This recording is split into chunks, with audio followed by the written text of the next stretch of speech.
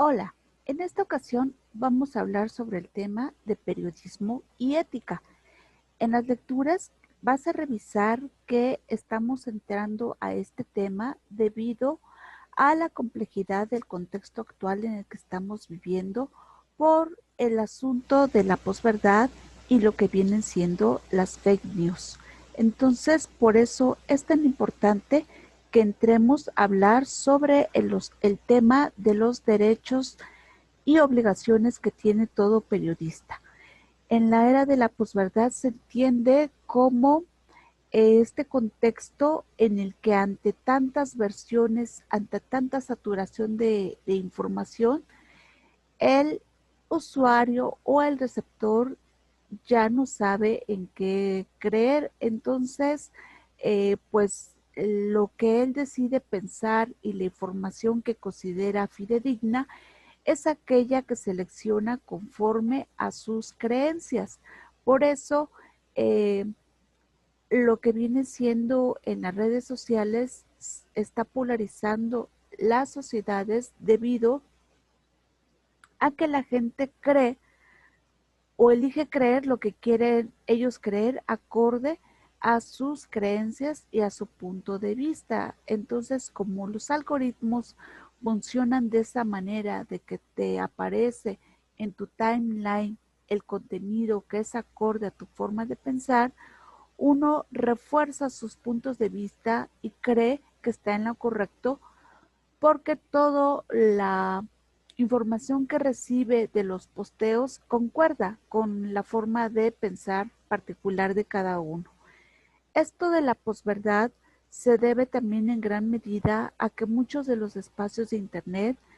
tienden a ser comercializados, a generar ganancias, y eso hace que a través de estos medios pues estén surgiendo varias opciones informativas que funcionan con lo que se llama el clickbait, que no es otra cosa más que pues poner titulares engañosos, sensacionalistas, amarillistas, para que la gente ingrese a esta información y le genere cierta ganancia, se monetice, y aparte de que pues estos espacios cotizan su publicidad de acuerdo al número de clics y de acuerdo al tiempo que la gente permanezca en sus portales. Entonces, pues esto complica muchísimo más el contexto actual porque dificulta la labor periodística en el sentido de que los medios serios encuentran más dificultades de ser aceptados como fuentes fidedignas de información. Hay una pérdida de confianza y credibilidad tanto en las figuras políticas, en las figuras públicas y en algunos medios de comunicación. El riesgo está en que a través de estos espacios y de estos mecanismos se está generando propaganda y se está tratando de influir en las decisiones políticas como puede ser el voto electoral. Por eso, en la actualidad se está fortaleciendo el desarrollo de otro tipo de periodismo, como es lo que se conoce como el periodismo de verificación o el fact-checking, que busca corroborar cierta información que circula en la red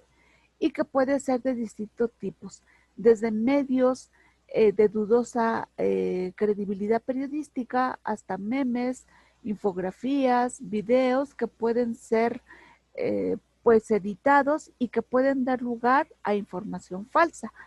Ahora más que nunca es necesario que el periodismo refuerce su función de informar, explicar y verificar, y a su vez de mantener también un equilibrio informativo. Entonces, pues surge la necesidad de que el periodismo sea más de voces, de fuentes de información, de mecanismos de investigación que permitan realmente difundir información fidedigna, porque pues ahora el dilema de los medios sería informar o ayudar, y de qué manera a través de su labor se puede promover la paz, se pueden combatir discursos de odio y por eso también hay otra forma de realizar periodismo, que es a través del llamado periodismo de soluciones, que es no solamente denunciar, sino también tratar de buscar alternativas para las problemáticas actuales, lo cual implica pues obviamente modificar el esquema de negocio actual a través del cual funciona el periodismo para generar ganancias que no sean a través del amarillismo, del sensacionalismo o del clickbait. Y pues obviamente, pues también implementar mecanismos de protección intelectual por el robo y la edición de contenidos que son de algunos espacios y que otros los reproducen como propios. Ahora, en la actualidad, pues los medios también se enfrentan a la divergencia de si hay que informar o entretener o hay que trabajar con esquemas de infoentretenimiento, lo cual vuelve pues muy compleja la actividad periodística. En este sentido, pues es necesario que revisemos el marco legal que sustenta la actividad periodística. Hay varias leyes nacionales e internacionales que refuerzan la necesidad de preservar lo que es la libertad de expresión, pero la libertad de expresión conlleva también cierta responsabilidad. No es que cualquier persona pueda decir cualquier cosa, sino que debe asumir lo que dice con responsabilidad. Y en este sentido, el periodismo, el riesgo mayor que pueden enfrentar en términos legales los periodistas es cometer delitos de calumnia, contumelia, difamar, calumniar o injuriar, porque puede caer en estos delitos si es que no cuenta con las fuentes, con fuentes fidedignas, si no corroboró la información, si no verificó, si no contrastó la información. ¿Se acuerdan que en ocasiones anteriores les había yo dicho que la ley de oro del periodismo es contrastar la información? También, pues los periodistas tienen derechos como es a preservar la fuente, a guardar el secreto profesional y a tener los derechos laborales que en México operan, aunque realmente los periodistas son uno de los sectores más golpeados laboralmente en el país por la falta de seguridad laboral, de prestaciones y bajos sueldos. Entonces, es uno de los gremios que ha sido más golpeado económicamente y por eso es más susceptible de ser corrompido por lo que se conoce por el fenómeno del chayote. Asimismo, pues cuando se incurre en delitos de calumnia o difamación, la contraparte tiene el derecho de réplica y los medios y periodistas también igual tienen la obligación de conceder este derecho de réplica. Asimismo, para poder hacer profesional la labor periodística y hacer una labor ética del ejercicio periodístico, existen diversos códigos deontológicos de cómo debe ser la actividad periodística. La deontología significa el deber ser. Entonces, pues todos los periodistas también tienen que apegarse a un código de normas y obligaciones que son como estándares de calidad, de pautas y criterios morales que deben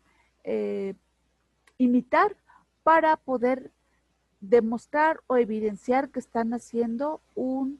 una labor de carácter profesional y que los va a diferenciar del resto de personas que no trabajan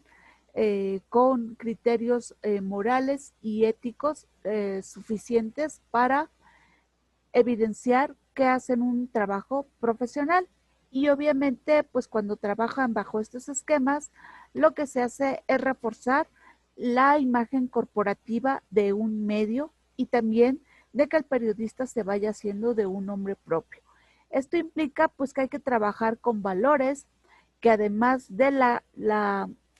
formación profesional que podemos adquirir en la universidad, necesitamos de valores como la bondad, la honradez, la honestidad, la confianza, el profesionalismo, el compromiso, el orden, la limpieza, el entusiasmo, la actitud. Y en este sentido, pues el periodista tiene que tener como tres tipos de valores personales, que son los que uno trae de casa y de historia de vida, así también pues los propios del gremio que se van estableciendo para reconocer el ejercicio profesional y los que demanda y exige la sociedad. De ahí que un periodista debe desarrollar ciertas virtudes como ser curioso, comprometido, exigirse estándares altos de calidad, prepararse, investigar, saber redactar, mejorar sus habilidades, ser objetivo, tener iniciativa, pasión, tenacidad, desarrollar un sentido periodístico, tener un alto grado de responsabilidad y compromiso social, apegarse siempre a la verdad y desarrollar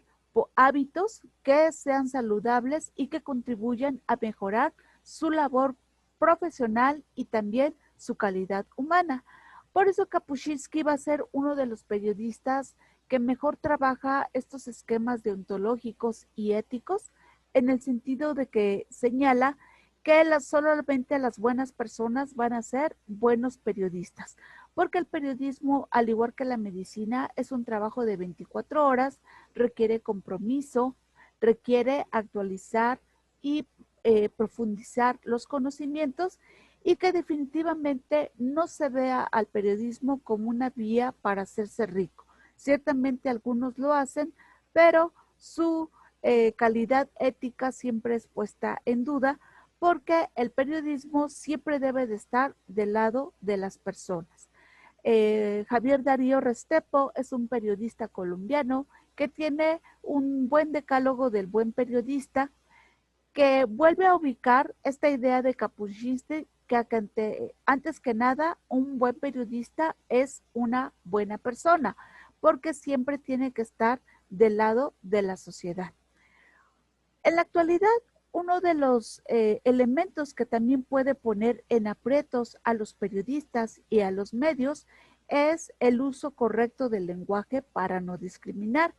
La discriminación, los discursos violentos y de odio es un tema vigente y muy acorde a las generaciones digitales. La discriminación tiene que ver con ciertas actitudes, comportamientos, conductas que muchas de ellas se visibilizan a través del lenguaje y que tienen relación con el sentirse superior a otros, el ver como inferiores a los demás y hacer una construcción negativa del otro y desde allí actuar con prejuicios, con paranoias, ideas, creencias falsas, estereotipos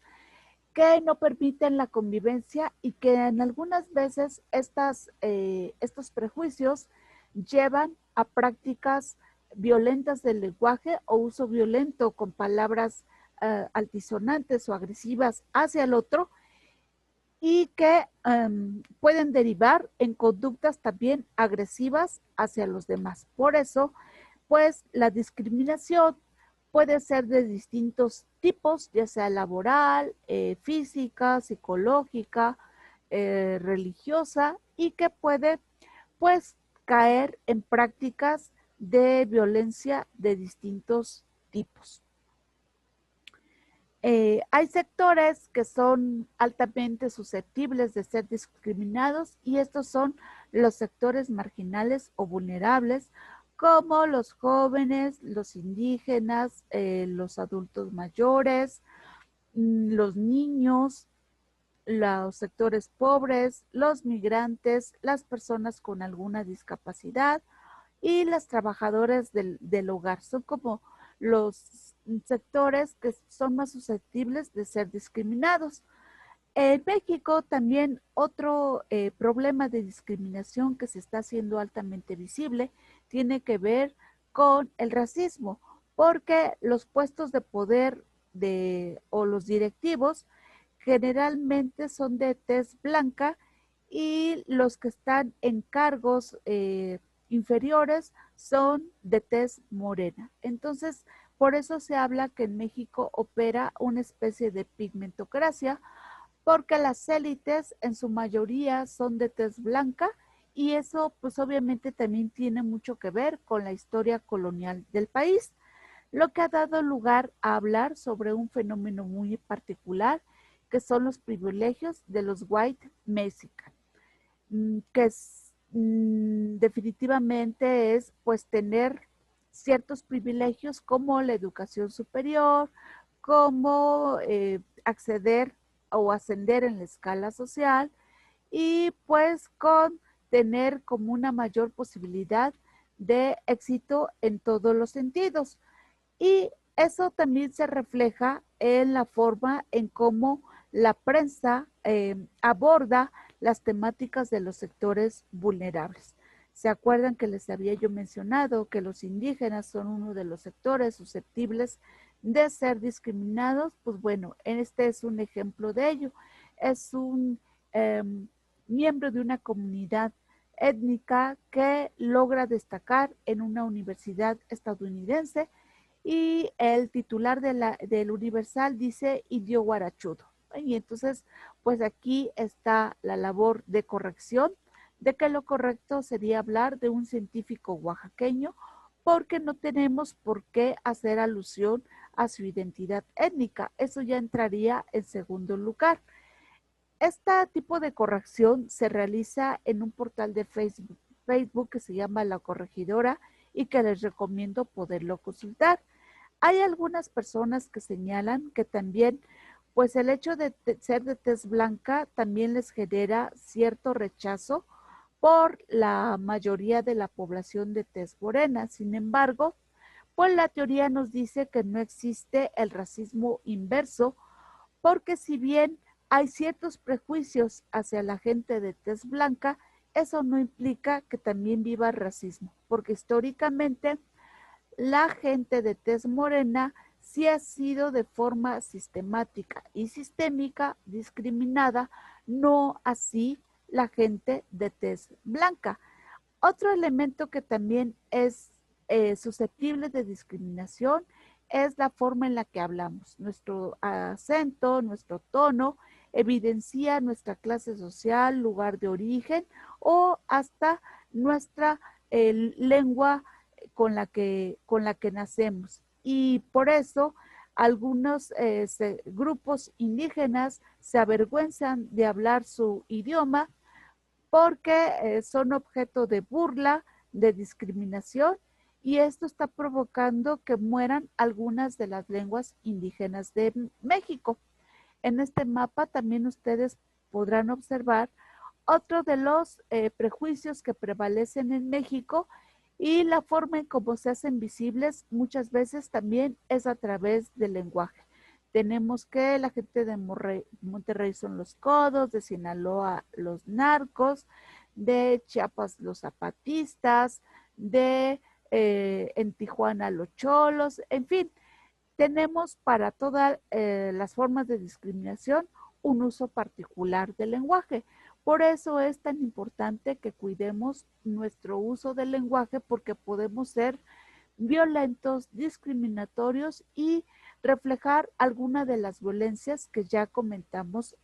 con anterioridad. El problema también está en que este tipo de lenguaje no solamente está en el habla común, sino que la vemos en los medios de comunicación. Y al ser los medios de comunicación estas esferas a las que muchas personas tienen acceso, lo que van a hacer es reproducir las prácticas discriminatorias y con ello, pues, aportar a los círculos de odio. Y de antemano, pues hay que reconocer que nuestro país vive en una diversidad cultural, diversidad de lenguas, de prácticas religiosas, de prácticas culturales, y se han estado haciendo esfuerzos por poder combatir la discriminación y reconocer nuestra diversidad y aceptar que somos un país multicultural con diversas formas de ser, de pensar, de vestir, de hablar y pues estos esfuerzos lo que buscan es tratar de aceptar nuestra propia diversidad. Una de estas formas pues son las distintas formas de familia que actualmente existen. Ya el esquema tradicional de la familia mexicana está quedándose atrás y pues habría que aceptar que estamos ante distintas formas de convivencia social, lo cual implica pues que si algunos tienen derechos que no son derechos de todos, pues no son derechos, sino que son privilegios. Y como yo les comentaba, uno de los aspectos centrales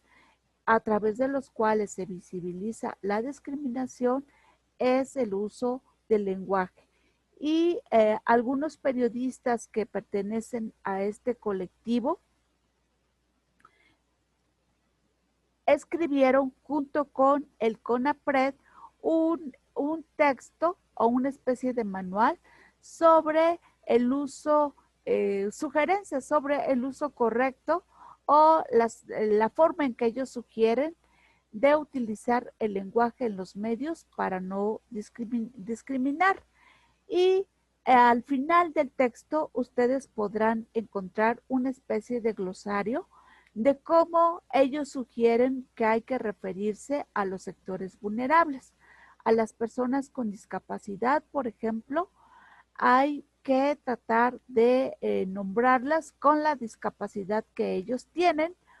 pero evitar hablar como de invidente, sordomudo, inválido, manco, retrasado mental, porque son formas discriminatorias. Con los adultos mayores, aunque también hay algunos que están reformando este concepto y dicen que lo correcto sería hablar de personas mayores y no tanto de adultos mayores, pero una forma discriminatoria sería hablar como viejitos, ancianos, rucos, porque los diminutivos también tienden a ser formas de discriminación. Con los grupos indígenas, ojo, no es correcto hablar de indios porque los indios son de India y en México lo que hay son comunidades indígenas o étnicas,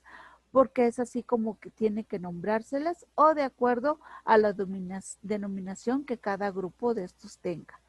Con los niños, las niñas, los adolescentes y los jóvenes, eh,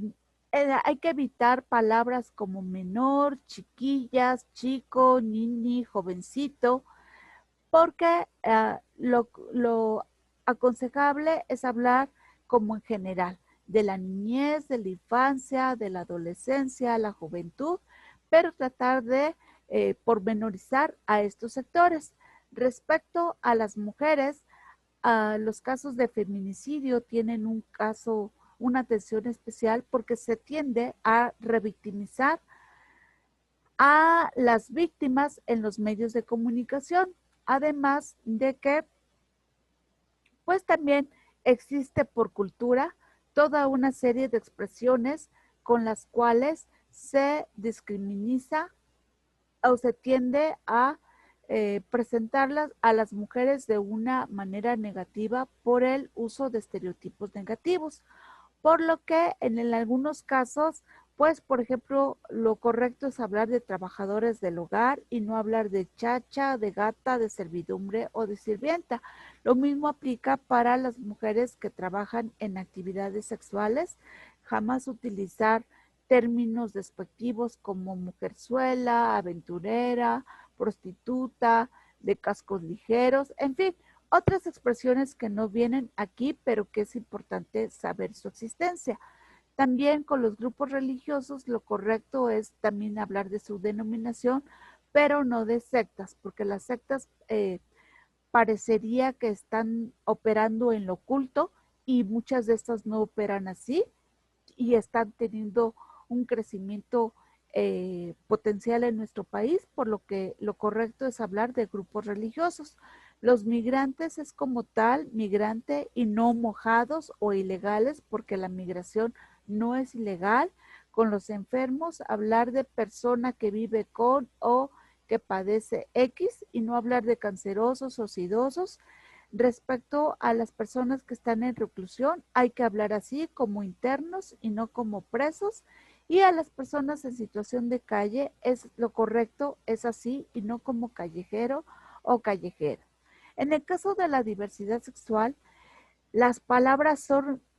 negativas, son muchísimas porque por cultura somos una sociedad homofóbica, entonces los términos negativos son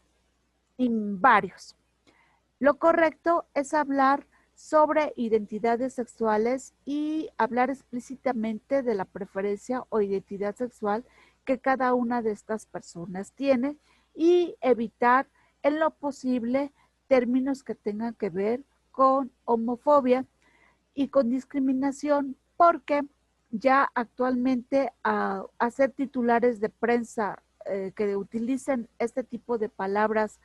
como el que tiene que ver con joto, marica, etcétera, ya hay una sanción de carácter penal. Entonces es importante que tengan en cuenta esto. El tema de discriminación no es sencillo, es muy complejo. Por eso Popper también nos dice que a veces en aras de estar tratando de alcanzar la tolerancia nos volvemos intolerantes, porque ciertamente pues los otros tienen derechos de libertad de expresión y a veces al censurar a estos sectores con los que